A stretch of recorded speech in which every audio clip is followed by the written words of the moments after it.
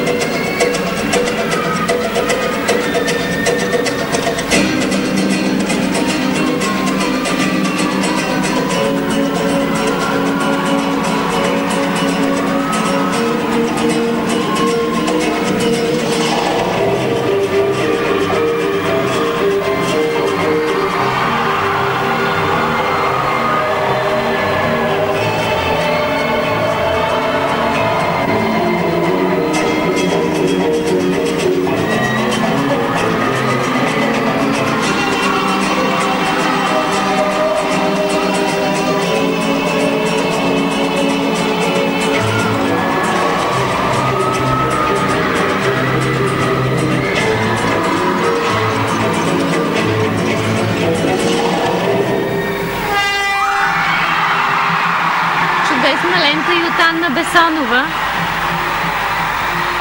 Интригата си я бива тази вечер. Бесонова или Чашчина, така изглежда се очертава битката за титлата, нещо, което се очакваше. С тази разлика обаче, че Анна Бесонова беше първа в квалификациите. Сега от самото начало, след първите два уреда, Алина Кабаева води на Бесонова. Ще напомня обаче, че разликата между двете в момента е само 500.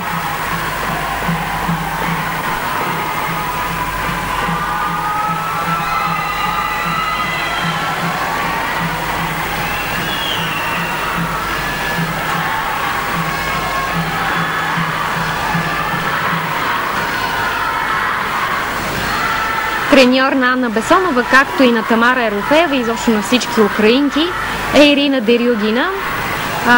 Така, силата в украинската гимнастика е концентрирана в клубът на Дерюгини, майка и дъщеря Албина и Ирина Дерюгини. Самата Ирина, която виждате в момента, е световна шампионка през 77 и 79 година.